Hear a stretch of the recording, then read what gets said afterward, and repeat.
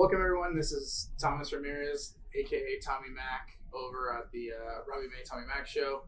Having a nice guest for us today, Anthony Kueneman with Brightside Credit Services. Essentially, a big part of our job is making sure you have decent credit to qualify. We all know the lower the credit, the higher the interest rate. The better the credit, the more programs you can qualify for and utilize for your best interest. So we brought in Anthony, who's actually helped us out with quite a few of our clients to not only fix, but also kind of clean up, help, improve, kind of do the whole gambit when it comes to credit repair. So Anthony, go ahead and kind of introduce yourself. And so thank you, Thomas, for having me on the show, and hello to everyone out there. My name is Anthony Kueneman. I work for, like Thomas said, Brightside Credit. What we really specialize in is education on credit and helping people to get to a situation mostly where they're able to purchase a house. That's what we really focus on is helping people get into homes. And kind of really, I mean, that's the bulk of my introduction of myself and what we're doing. A lot of what I like to talk about today, Thomas, is mostly just some of the common pitfalls people have. Okay. A lot of the misinformation that maybe their aunt who's in the industry Right. or cousin or whatever told them, or even some things that seem like they would be common sense, but just the counterintuitive nature of how the bureaus work, right. it tends to cause problems. Yeah, one of those things being a lot of people think if I close out this credit line, if I close out this credit card, it's going to help my credit overall. Yeah, so paying credit cards off to the point of closing them or leaving them at a zero balance so they default to a close, it really depends. So it depends on the situation, but if you've got an older car that you've had for a long time and you allow it to close out, it can hurt what's called your length of credit history. Yes. Because what that essentially is it's the average of all your open accounts, right? So best way to explain that is if you've got a 5-year-old car payment and you've got a 3-year-old credit card, your average is going to be 4 years. So that's your length of credit history. So closing out accounts, let's say, for example, you pay off that car in a couple months, right? That average is going to drop down to your average, which now is that one open card, and it's 3 years. Same thing if you've got an old 10-year account and that closes out, you're going to lose some valuable points to that average. And that's a big thing because a lot of clients feel like, oh, if I close out this account, I'll be in a great position and, boost my credit score. But I tell them it's like removing a job from your resume. No one sees that you had this 10-year work history. Once it's off your resume, once it's off your credit report, for your credit history, it's gone forever. So it's something you don't want to do because exactly. And I mean, it is counterintuitive. This is not the best example, but it's an example. A lot of our clients we had who had some decent credit built up. I don't know if any of you guys remember, but when Costco switched over from using Amex to I think is it Citi? Something like that. Yeah, so they're using a Visa card now, but when they did that, thousands and thousands of people lost like decades worth of credit history because think about that. Amex, they allowed them to keep their cards, but they closed those accounts and they opened up brand new accounts. So a lot of people lost some valuable and then not only valuable credit, but then they've got new credit that's dragging them down on the other side of the spectrum. We're on the topic of paying things off. Another huge misconception that a lot of people have, especially when they're about to be in the buying process, is they go and look at, hey, what's my debt? I know debt's going to be an issue in this process, right? Yeah. So they'll go and they'll look at all their debt and they'll look at debt on current accounts. And a lot of people will start looking at maybe things that they had some issues with a few years ago, which went to collections, right? These are closed accounts. A lot of people think, hey, I'm going to do my due diligence before I get into this process. I'm going to go pay these off. It's very counterintuitive because you think you should be rewarded for good behavior, right? I paid my debt. Yeah. I should be rewarded with better credit. Yeah. Unfortunately, that's not how credit works. And actually, paying off collections will never, ever, ever have a positive impact on your credit score. Wow. And very, very frequently will actually have a negative impact on your credit score. Jeez. So I'll give you the reasoning behind that. So let's say you've got a collection that's a few years old. Okay. As derogatory accounts age, they actually naturally gain points. They lose. They don't gain points back, but they lose the weight that they hold on the report. Okay. So one brand new derogatory can hold as much as 70 points. Hold you down 70 Hold points. you down 70 points. Wow, okay. So they can impact you for 70 points. And generally speaking, if you've got one item, as it ages, every year you get about 10 points back. So if it's 4 years old, you're going to get about 40 points back. So you're losing about 30 points on that item. Well, the thing is when you go and you pay off that collection, there's this little very important segment to derogatory remarks, and it's what's called the date of last activity, or DLA. And a lot of times when you pay off that collection, that DLA resets to the most current month. Oh, I see. So all that positive, all those points you were gaining back by that account aging all went away.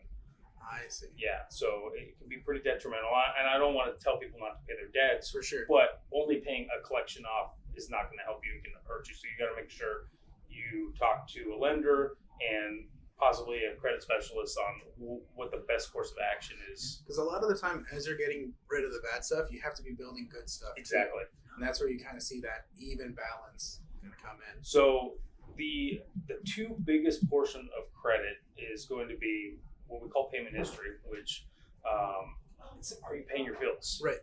Are you paying your credit cards on time? Are you paying your car payments on time? Are you avoiding things going to collections?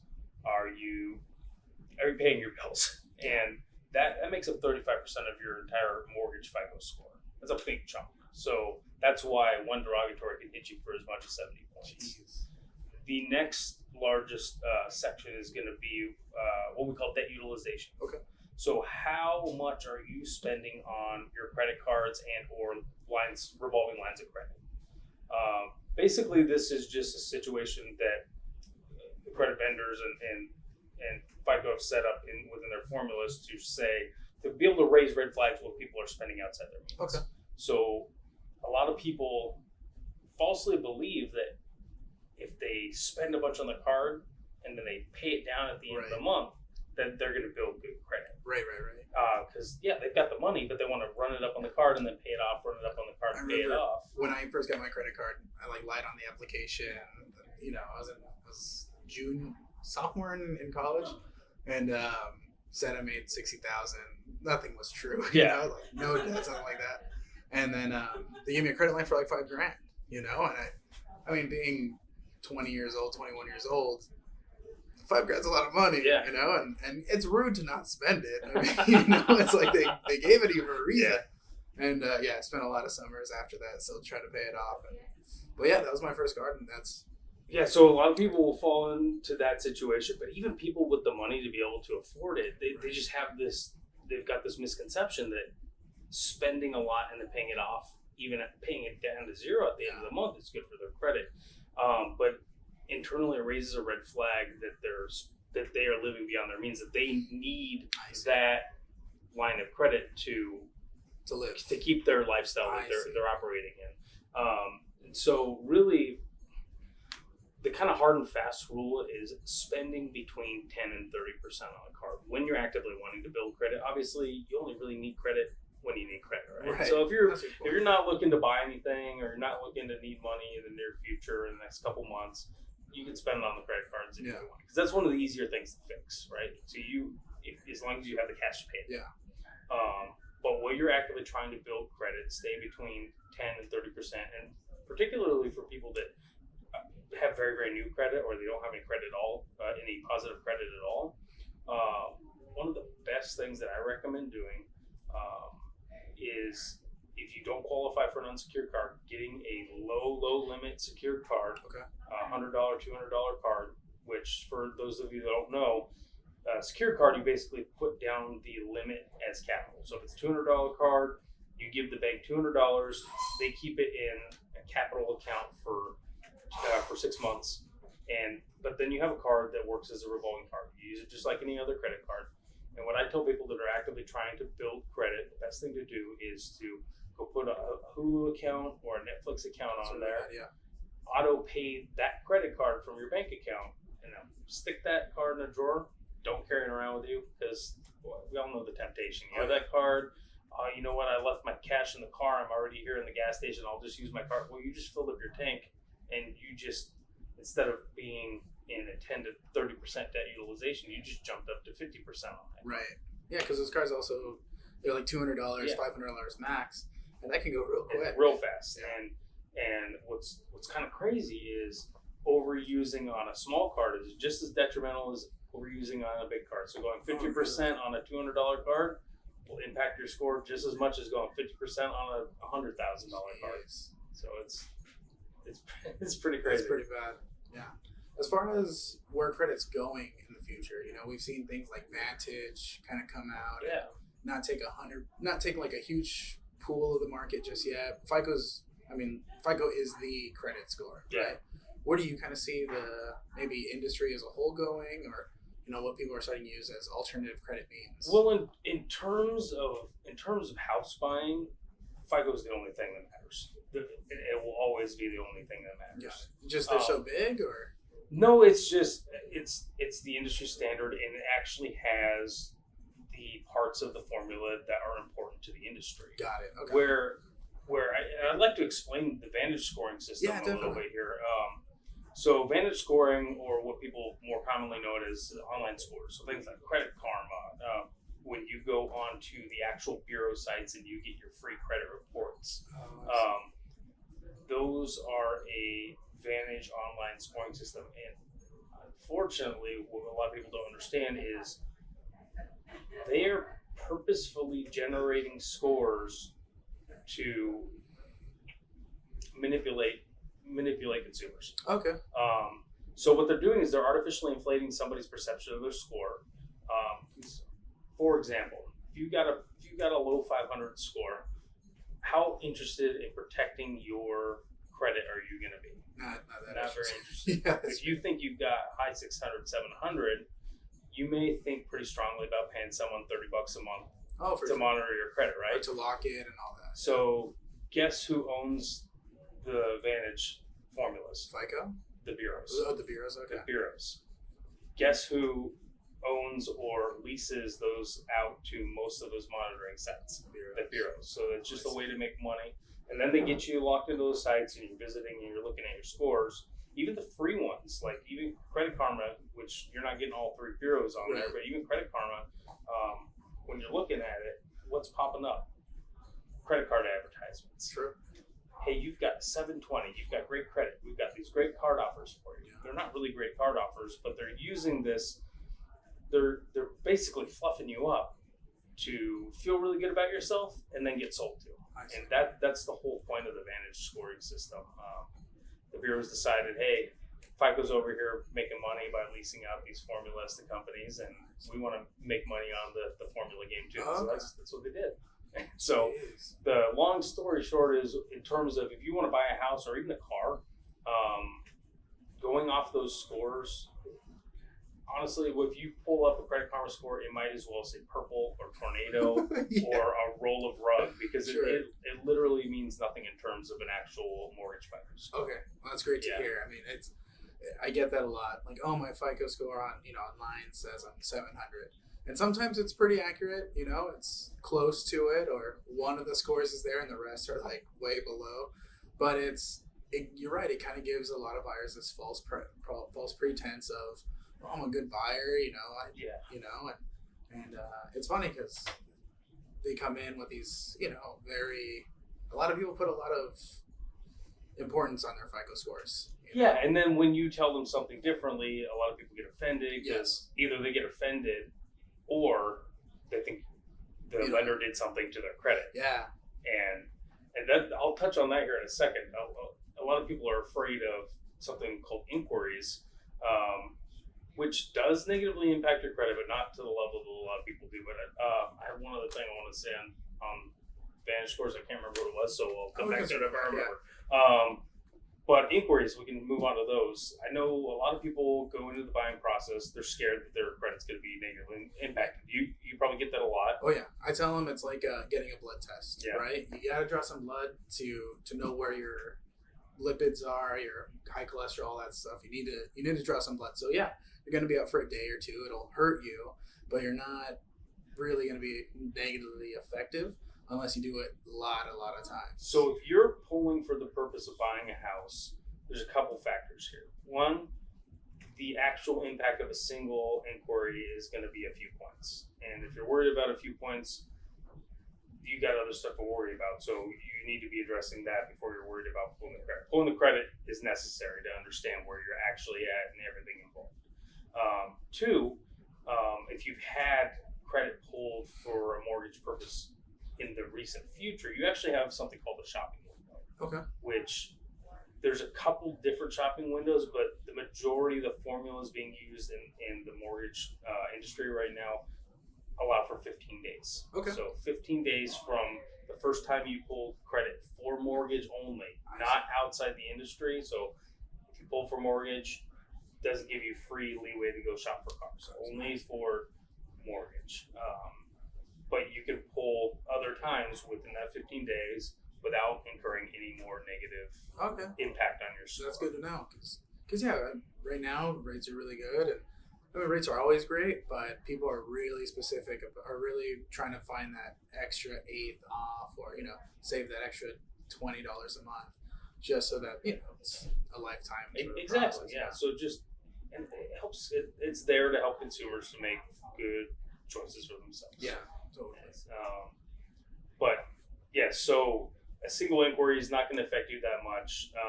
If you had like the best score possible, you might get impacted for 5 points. Right.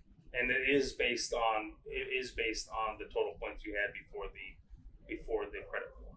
Okay. So if you got like an 800, you might get hit for 4 or 5 points. But the average consumer is going to lose 2 or 3 points. Not really see much of a difference. Also, you'll get the points back within 6 months. Okay. Yeah. That's not too bad. And a big thing that I have is when I tell clients, it's not so much us pulling it, it's what's reporting on it. Yeah. So we'll have buyers that show up in November, or October, ready to buy. I'm going to do it, let's do it. Then Thanksgiving, New Year's, Christmas, all those holidays show up, so they go on hold. And when I met them in October, credit lines were available. They had, $5,000 on their limit. Then Christmas rolls around, New Year's. There's like that 2-week period where everything kind of cools down. Yeah. And then they come back in and they're like, okay, let's rerun that credit. And everything's maxed out. And they're like, oh, it's because I ran it too many times. No, it's because everybody wanted a Christmas gift. Yeah, no, that's definitely a thing. So it doesn't matter if you pulled it the one time before and then the second time a few months later, it's still going to be a pretty nominal amount of points. But that does bring up another thing is in terms of credit, it can't just be all about tips, tricks, and quick fixes. Sure. It really comes down to buyers, particularly people that want to buy houses, making a conscious effort and throughout their whole life and their finances to make that their goal. And so if they're keeping that in the forefront, they're going to have a plan to deal with overspending for the holidays. Right. So there's a lot of other factons that can go in on the rest of your life to help you out with credit. I'm trying to out in this area. I'm trying to organize a couple classes specifically on financial literacy. I want to meet someone good out here that is charismatic and will be good at teaching budgeting. Okay. Because that's what I'd really like to combine is a budgeting and credit literacy class out in this part of LA County. Yeah, because the big thing is when you get a credit card, there's no instruction manual. There's just this is your interest rate right now, and if you're late, this is what it jumps to. That's really all you get in the pamphlet. Yeah, no, they don't teach you that stuff in school. They don't teach you any of this stuff in school, and it's very unfortunate. And like people our age, even our parents weren't really taught it, they don't know it to teach us. Right. So it's really important for people to go out, get educated, tune into things like this, get as much information, but cross-check it. Like don't take my word for it. Go cross-check it with other reputable references and make sure that you're getting all the information. I'm trying to think of what else we were going to talk about here. Well, kind of going back to like the future of credit. Where do you kind of see that going? Are we going to see maybe more more weight in Vantage for as far as buying. I mean, I think we're going to have a lot more consumer buy-in on the Vantage because they do a very good job marketing. They do a very, very good job marketing. And then they do a very good job of misconstruing how actual credit works. But I don't see any of the industry switching to beer because using those for industry use, it'd be a conflict of interest because you'd have two parties within the credit system merging into one at that point. So if we were to eliminate FICO, now the bureaus run everything, right? Oh, okay. So for those of you who don't know how credit's actually formed, a lot of people think that the bureaus do everything or FICO does everything, but what it really is you've got a whole bunch of these little companies, which we call credit vendors.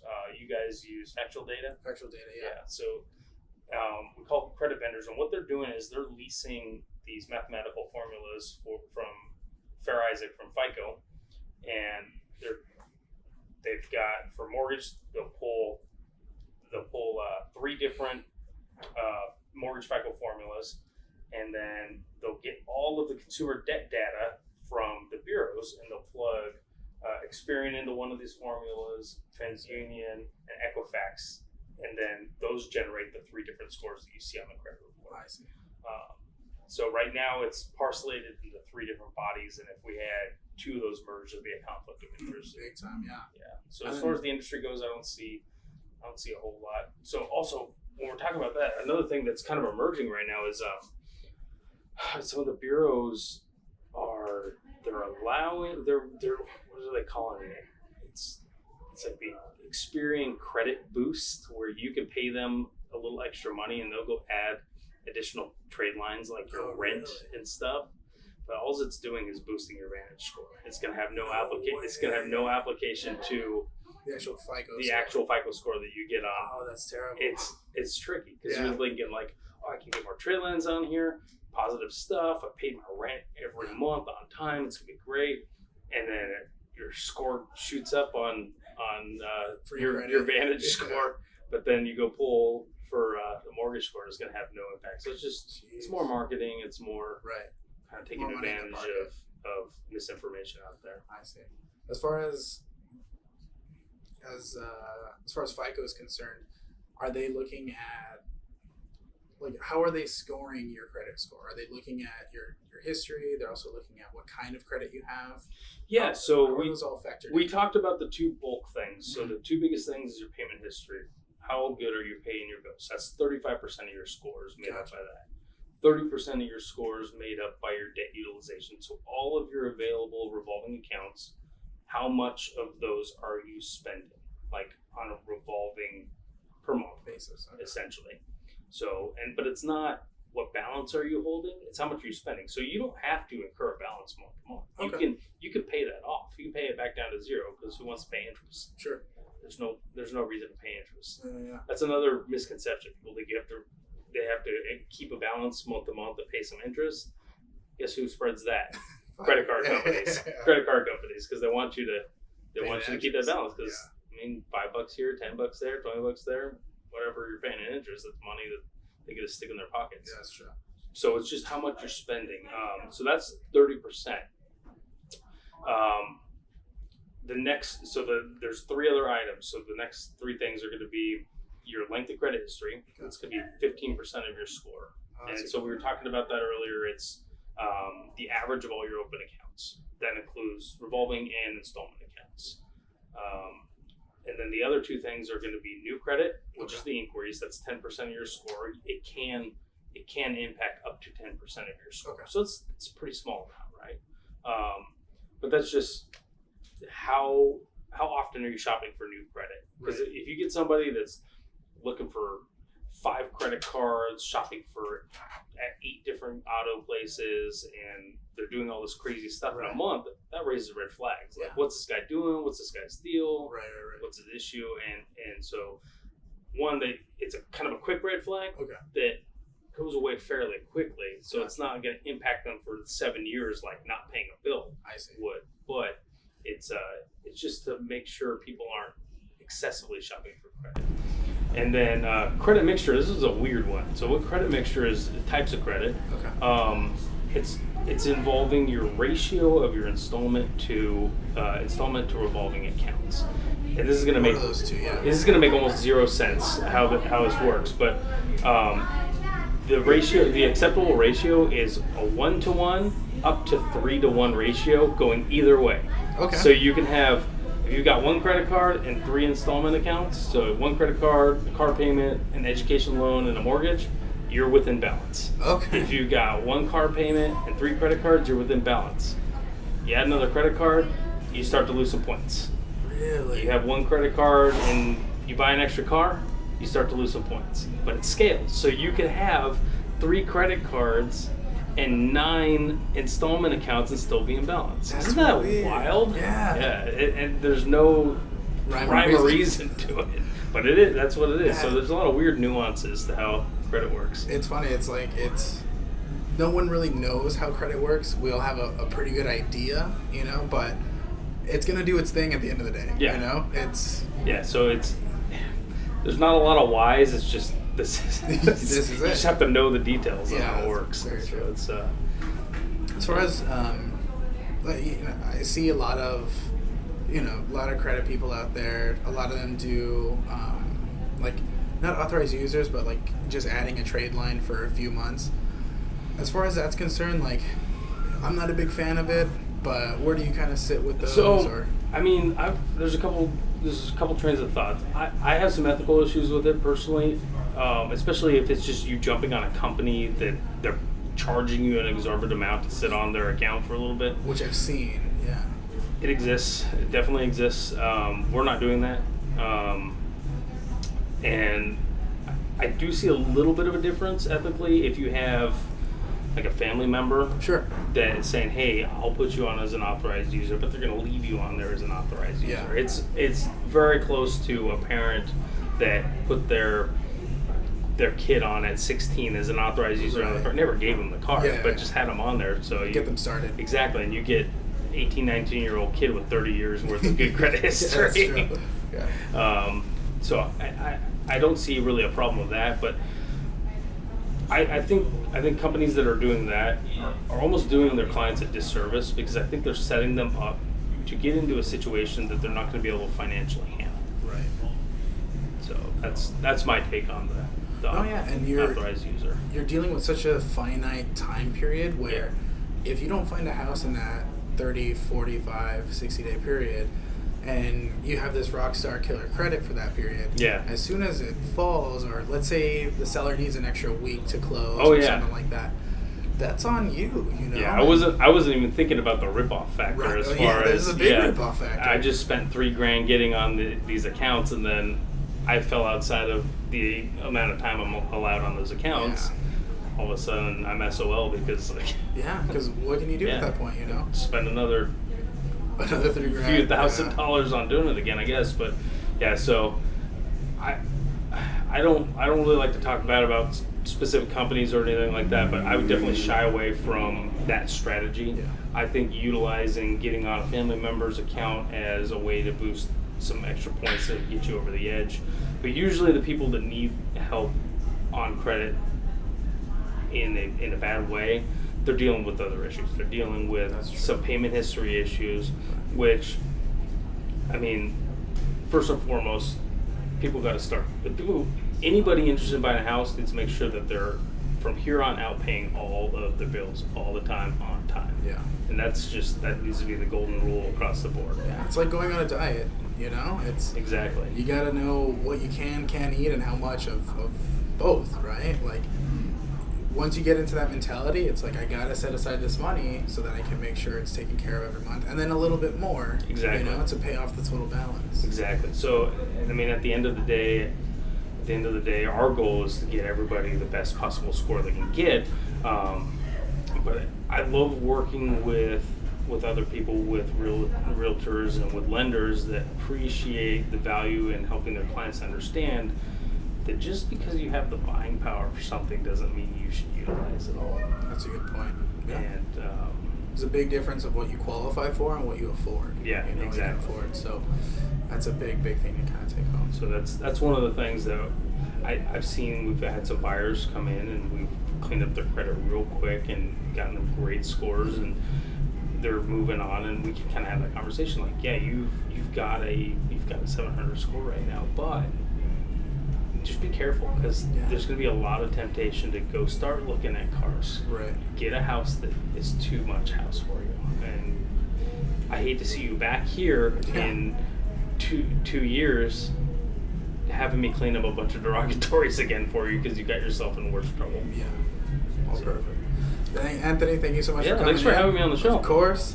Any last words you kind of want to leave us? I mean, not really. Anyone that has any wish to talk to me or have any questions for me? Yeah.